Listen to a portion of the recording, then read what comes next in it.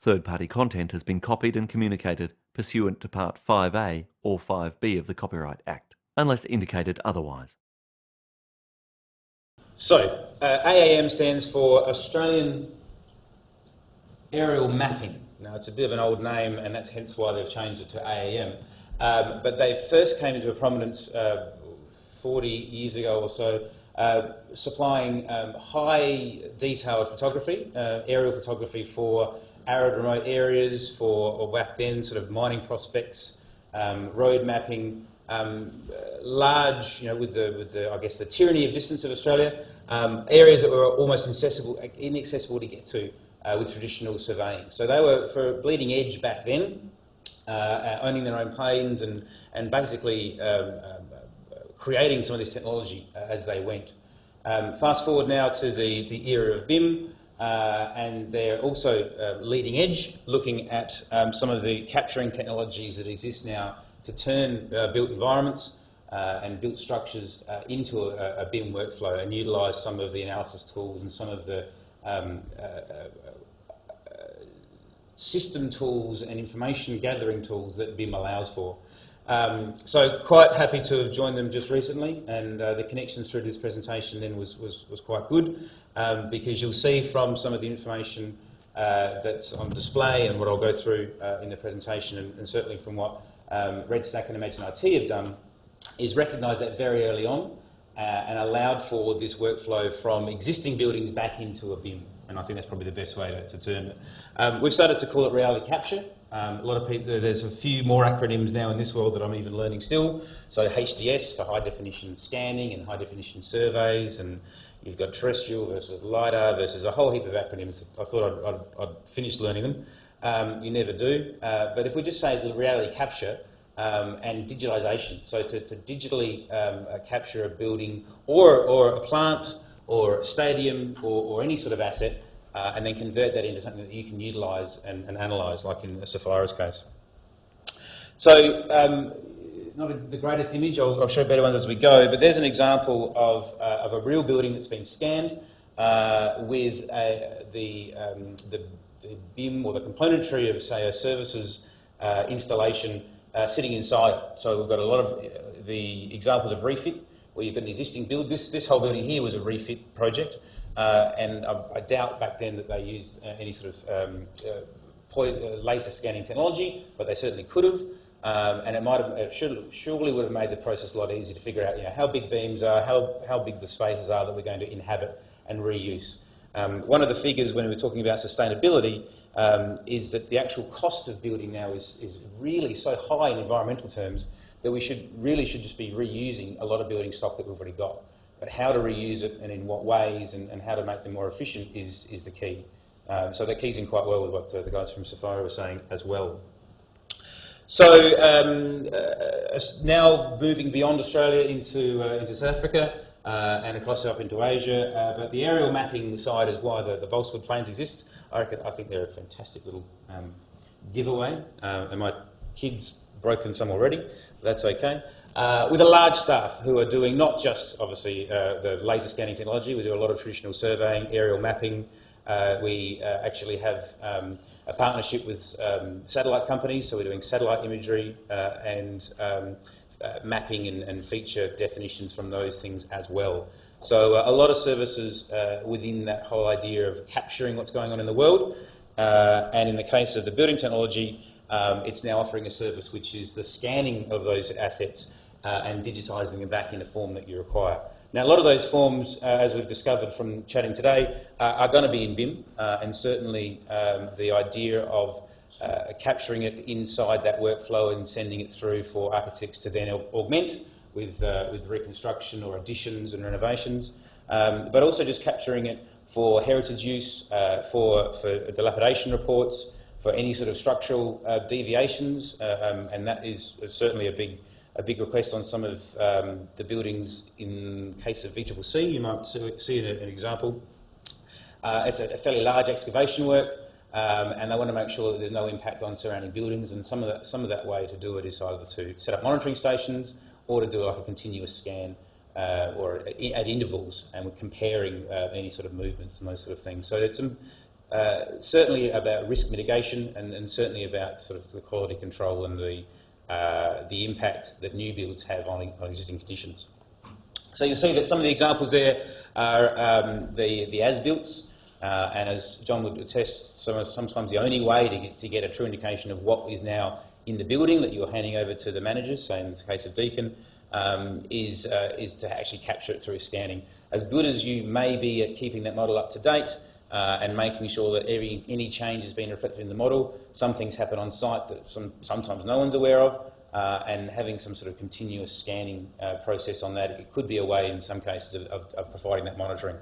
Also, for highly dangerous areas or mission critical areas, for instance, roadways, we're looking at some examples of scanning some existing tollways where they don't want to shut down, obviously, airports, highly secure areas, and then of course the most probably famous example, apart from Christchurch, is in the Fukushima plant, where they actually use a lot of this scanning technology on aerial drones because they didn't want anyone to go in there. And they used aerial drones as well in Christchurch for some of those features as well. So you can see the sort of applications are quite wide and diverse. But for my background and sort of adding that to that skill set and making those connections through to from what we're all learning about in new build and I guess in a perfect BIM scenario into reality BIM or making the existing buildings back into a form that can plug into these technologies. Most of it's been done through machines like this. So this is a Leica. You might recognise the name from the camera company, so a Swiss-German company specialised in lenses.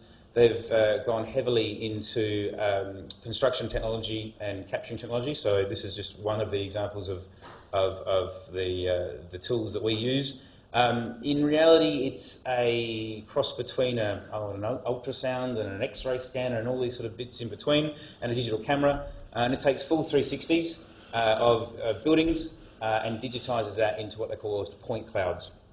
And the reason they're called point clouds is because when it bounces off an item that can reflect or absorb, depending on the type of item that it is, it'll position that item through various fancy ways and represent that particular spot that it got that reflection from as a dot. And that dot is in 3 dimensions, so X, Y and Z.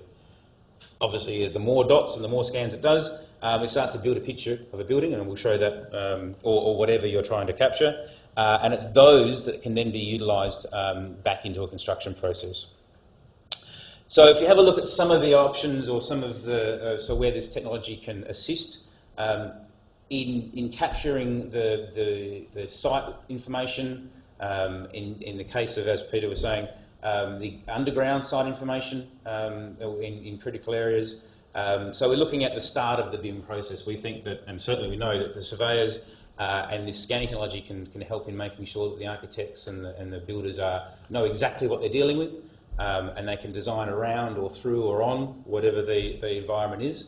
So where you'd normally investigate or employ a surveyor to do what they call a feature survey, sometimes that can be fairly 2D and sometimes a bit hard to read as far as contours and features and some of the jargon they use.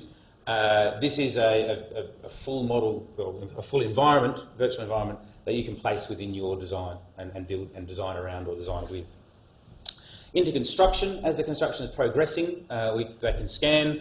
We can compare the perfect BIM, which is the BIM that was supposed to be built, versus what's actually being done, and we can look for variations there. We can look for differences, not just physical differences, but delays in programming and time. So if we add time to a BIM model, we can say, look, by this date we should have been at this point, and we can scan and compare those two in tools like Navisworks, and it can show all the elements that are either late, early, on time, not delivered, those sort of things as well. So then into implementation, a point cloud can assist with, certainly from a servicing point of view, the installers who are actually installing the ducting and the work can either work from the BIM, which is fantastic, but as it gets really close to the installation time, they can scan, they can compare that, and they can make any last minute adjustments they might need to make.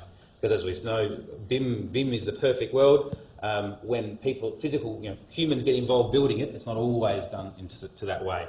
So we can make sure that that installation is now has an accurate environment to be installed around. And then right to the end in that building process, as we were talking before about life cycle, your rejuvenation. So what do you actually have as an asset? What are the items that you might need to renovate, rejuvenate in this case, or refit? Decommissioning and recommissioning work. So as we might know, unfortunately, factories shut down and move on, and there's a lot of decommissioning information that needs to happen on that. And a lot of times, some of these places unfortunately just lose documentation, so they're not actually sure what they've got and where they've got it. So a lot of that is really can be captured now, and the best way is through scanning. So what I might do at this point, I was going to show you, and I will show some of the examples where this technology has been used, but I might flip into a little YouTube that the guys from Imagine IT in the States, which is now Red Stack in Australia, put together. And with any luck, if that volume is not too much, come on down, audio.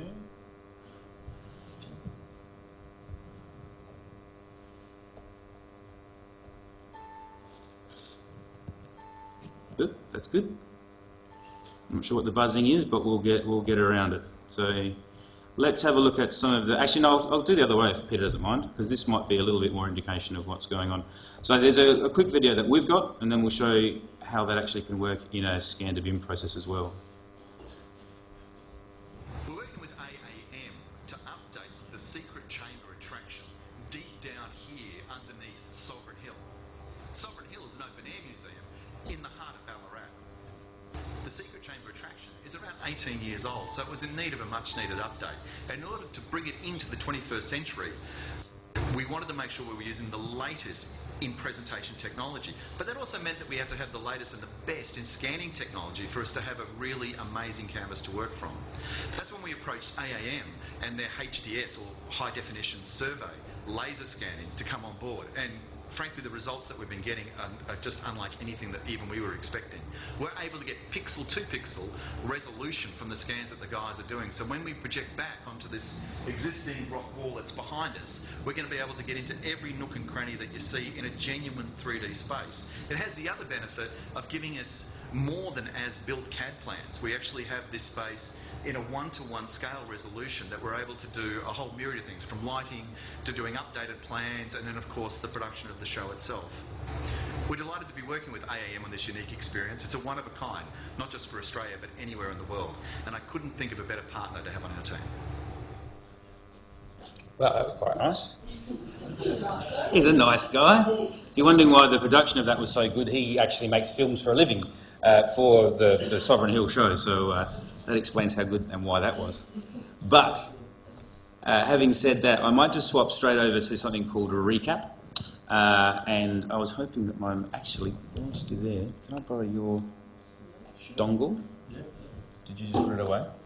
And this may look familiar, and if I zoom back, you might hopefully see why. That's it. The mouse that Nick was so envious of just before has stopped working. So I'm going to your mouse, so there you go.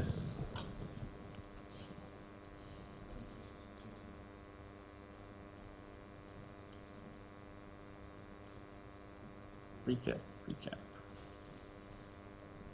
There we go. Fantastic.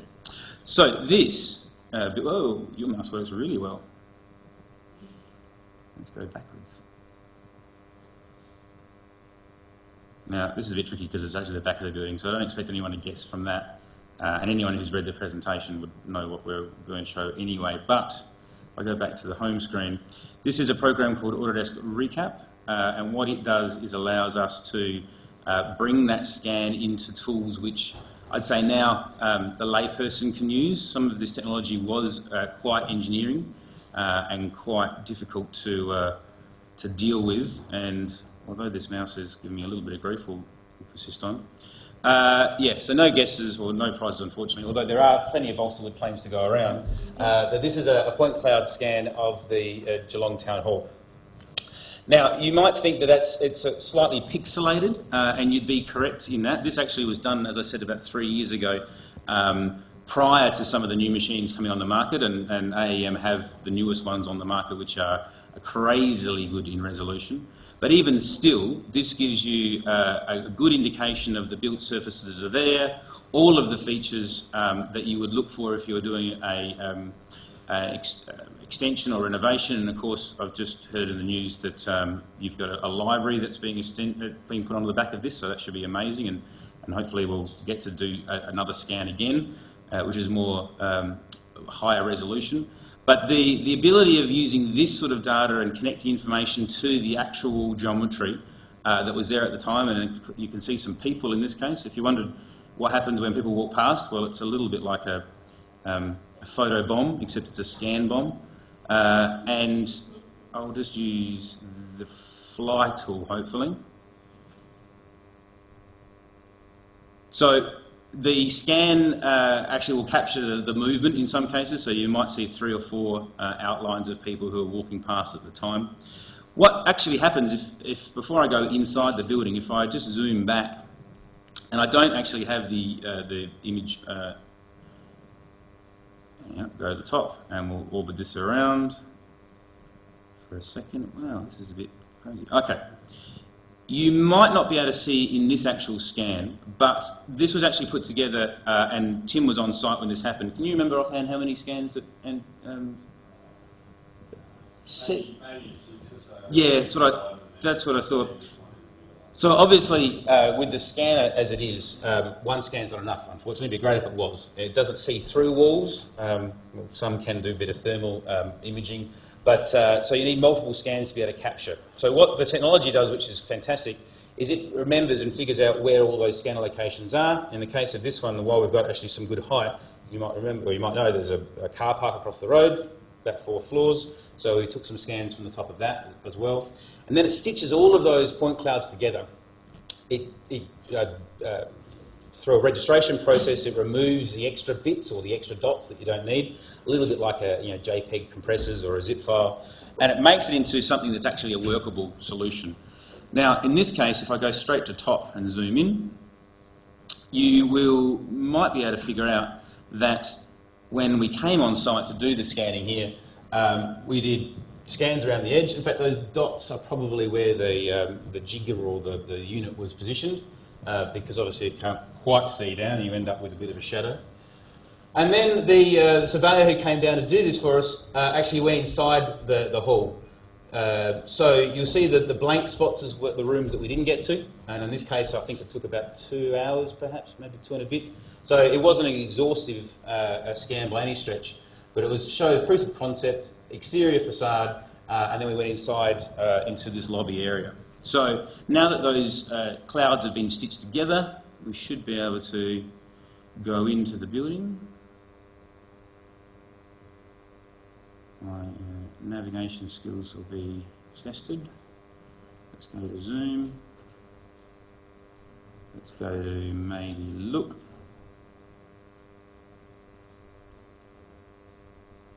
And let's go inside.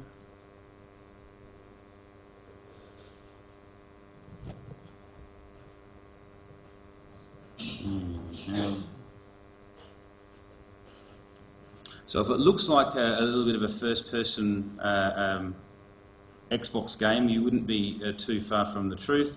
A lot of the game developers are actually using this technology to scan race courses, to scan buildings, to Grand Prix tracks, and all that sort of thing to make their games even more realistic. So you might be able to tell that on this particular day of the scan there was a little bit of an art exhibition in.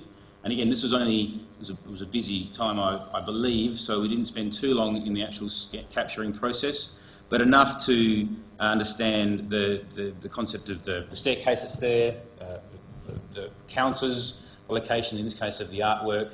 And at that resolution for that time, that was a pretty good capture.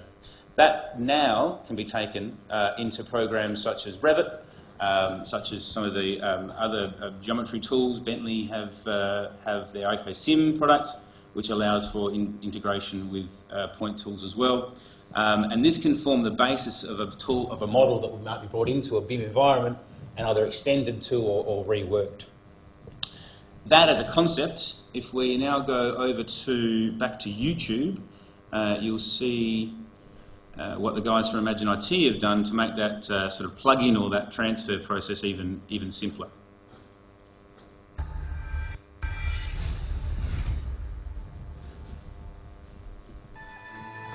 We're excited to announce the latest release of our Scan to BIM utility for Revit. Imagine it developed Scan to BIM to help architects, surveyors, designers, and engineers seamlessly move from a 3D laser scan point cloud to a useful as-built model inside of the Autodesk Revit environment. Scan to BIM is a result of many years of consulting to solve our customers' laser scanning and Revit-related challenges. We developed the best practices for capturing the existing conditions of a building in Revit. And one thing I can tell you, it's all about the process. In my own years of practice, I had to capture and document many as-built conditions the old-fashioned way, using a tape measure, hand sketches, cameras, and laptops in the field. Even with multiple site visits over many weeks, I'd still see tolerances anywhere from 4 inches to 4 feet or more at best.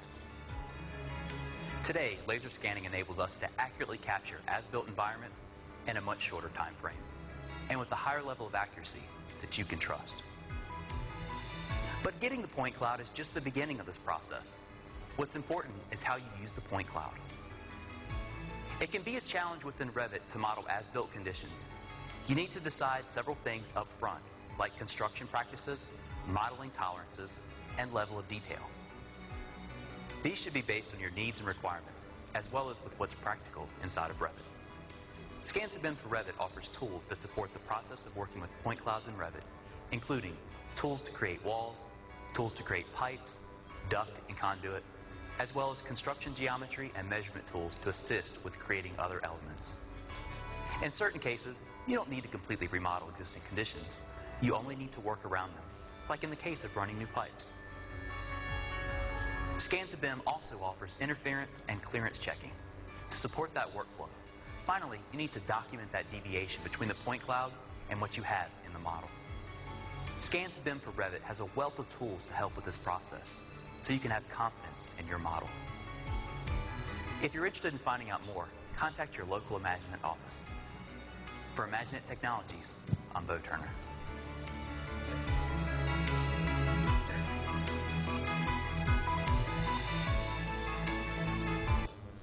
So I've seen some pretty impressive videos. Hopefully you guys have got a video in mind for next time. You've got some stiff competition there.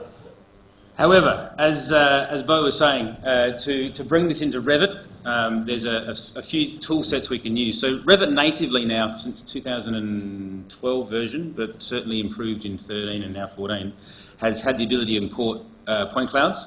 So just through the insert point cloud option, and you'll see there's a list of point cloud types. Not a huge amount, but certainly some standard ways that would bring in point clouds or convert to this point cloud. What the Scan to BIM tool does is basically extend that. Once that point cloud's inside Revit, in reality that's about as much as you can do. So you use it to sort of model around or model over. The Scan to BIM tool allows you to do a lot more. So for instance, this is the scan of that same Geelong Town Hall. I'll just use my middle mouse, there it is. You'll see that at this stage has come in. Now this back in the day, this was a black and white scan.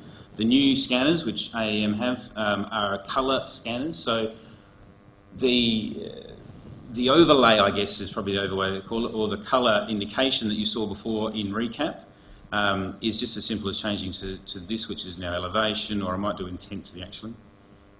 Probably should have the similar sort of colour scheme, maybe not. Normals. Just thinking about it. But it was basically a grayscale, so points of grey, 256. Now with true colour scanners, you can actually use those to capture an image as well as a scan at the same time and overlay into something that Leica calls True View. So it's like having your own Google Map or Google Street. You can go around the building and look up and down and around. It's quite amazing. In this particular case, as I said, because it's a few years old now, this comes in as default as grayscale. What that means is when you're zooming into areas and doing sections and cuts, it can be a little bit difficult to pick up some of the feature sets unless you get right in close. But still, that's pretty good. And that would allow us to actually start modelling, in this case, the columns. We have architecture students in the room still.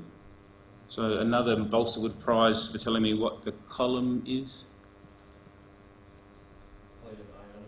Oh, I like that as a guess. I can't remember Corinthian, so I'll go with that. Ionic. Look, that's a very good detail for us to then start documenting in either heritage survey overlays and those sort of things. Bearing in mind, this scan's a couple of years old now, it's actually better. I mean, these dots I think it was from what's called a C10. A P20 is giving us 3 times or 4 times the resolution, which is probably over resolution, but there you go. What the Scan to BIM tool does now, it allows us to actually start using some of these tools to ascertain geometry, to look at features within, to ascertain where the survey points were placed, or the actual scanning machines, just in case we wanted to double check what was happening from site. We can go into our 3D tool, which is hiding from me. So I'll go down here. And we can use the section box, which is available in Revit as well. Section box. And this is available in some tools versus Sketch, Recap as well. Cut down the point tool, start having a look at some of the areas inside. Struggling with this mouse a bit, but we'll get there. There's that staircase. Now, there we go, inside here. But some of the views and things you would use this for are a bit rudimentary, so we can start adding in some ideas of colorization. We could start adding in some different cut boxes and section boxes to the point that we get to one I prepared earlier, which is if I go to a window.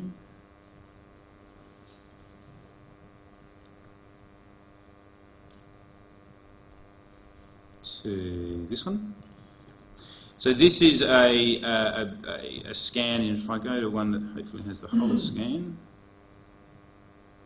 this is a scan of an existing plant room. Again, this is being done because maybe it's hard to access the plant room, or it's dangerous, or they just want an update of the assets they've got inside here.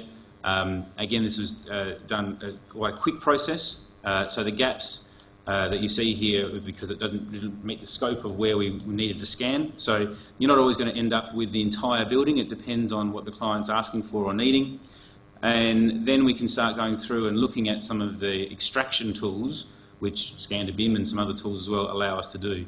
So if we go into a wireframe and turn off, there it is, some of the overlays, we can start seeing that these tools here will allow us to ascertain pipe runs and pipe sizes by clicking on certain surfaces. It will do a mathematical calculation of what's in that zone. It'll say, look, this is the tolerance that we're using. Can I verify it against a pipe type that I think it should be? And then it will start laying in the pipe over the point cloud that we'll then have to double check and match. It's looking for points, but I won't let it do it at this stage. It might be a little bit intensive. From there, we can start adding in to the pipe run that say the engineer is wanting to update. He can start doing some evaluations against plant equipment that he wants to replace it with. And if I go back and go to realistic colour, you see it in a better isolation with that point cloud as well. So it's all about turning those hard to capture areas and areas that you might not have any plans for back into a model environment that we can then start running analysis through, whether it's a Sapphire or analytical analysis, or plugging into an existing BIM system like an MEP system to see the impact of those areas of the building.